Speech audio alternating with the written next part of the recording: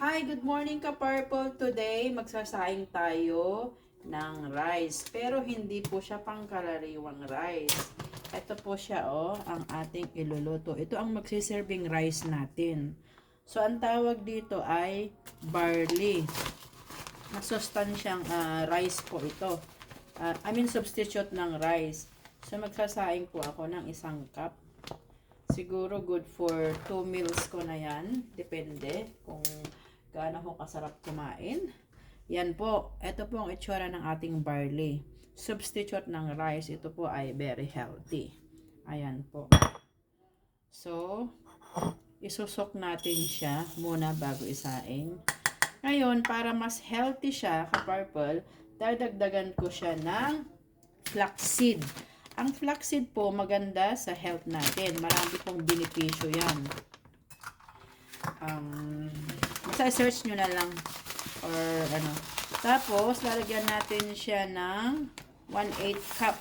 Dagdagan natin siya ng 1/8 cup na ito siya. Oh, ayan. So, ito siya ka-purple. Huhugasan natin siya or isusok. Walang masasayang kahit isa.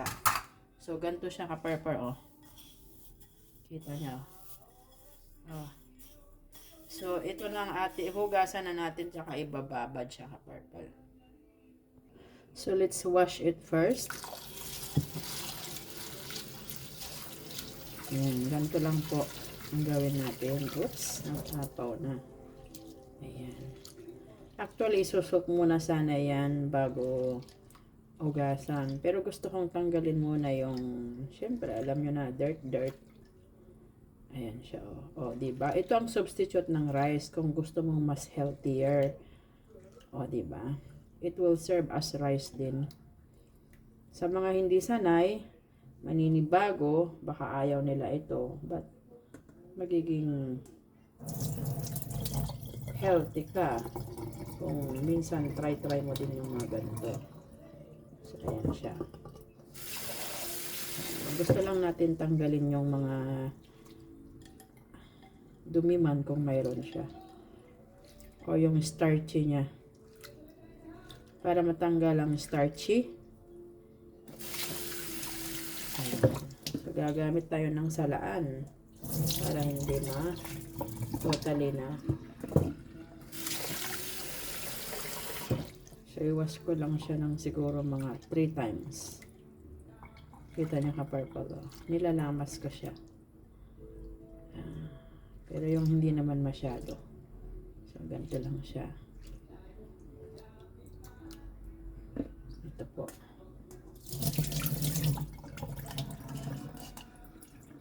So, what I'm gonna do is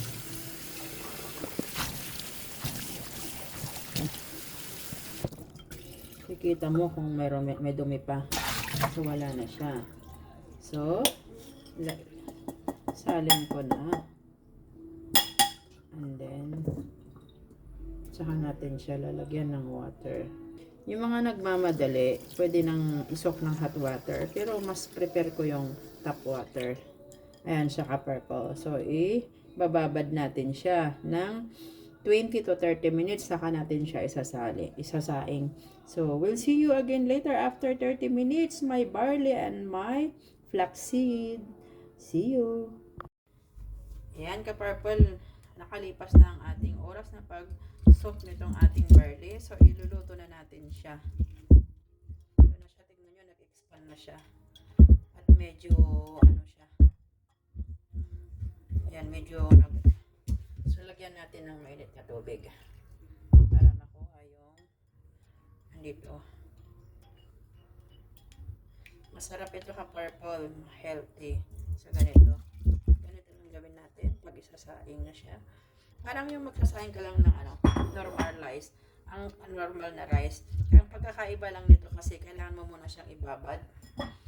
Tapos, yun. Pakukula na natin. So, konti-konti na muna yung rice. Mamaya, pwede mo naman lagyan ulit. So, ito na po siya. Sa purple. Ayan. So, i-cook natin siya hanggang sa mag-boil.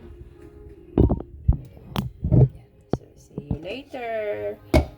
Ayan siya. Pakulan natin ng 10 minutes. And then, buksan natin later kung anong result. So, ito na siya ka-purple. After ng 10 minutes na kumulo. Ayan siya. So, halo-haloin lang ng konti. Oops. And then, kung kulang ang tubig, dadagdagan natin. So, ito siya. Ibalik po natin ka-purple. Oops. Ibalik po natin. Hinay-hinay lang po yung apoy. Yan ka-purple. So, let's tignan natin, no? Ayan. So, wala na siyang water. Ang gagawin po natin, dahil medyo kailangan pa ng konti. Gaya ng sabi ko sa inyo, add lang siya ng water. So, konti na lang. Para maghinhin na po siya. Ayan. Haluin ko lang sa ilalim. Para sa ganon, hindi nadikit yung flaxseed. Ayan. So, medyo okay na rin yan. Ayan. Ihalo-halo mo lang sa ilalim para hindi nadikit. At saka dapat mahina yung apoy mo. So, ayan. Kunti-kunti lang pang dagdag ng purple. So, ayan. Yung ganyan. Okay na yan hanggang sa maluto. Para hindi ako bukas ng bukas. Halo-haloin lang sa ilalim. Ito na po siya. So, ito, ano na yan. Hindi ko na siya bubuksan after. Kasi, yan na yung paghihinhinan niya. Konting water nilagay ko. Close. And then, hinaan siya sa pinakamahina. Ayan, ka-purple. So, see you later. So, ayan, ka-purple. Tignan natin ang ating lutong barley rice. Ayan. Oh, see how beautiful it is. Ayan, ready na ang ating rice. So, pwede na tayong kumain.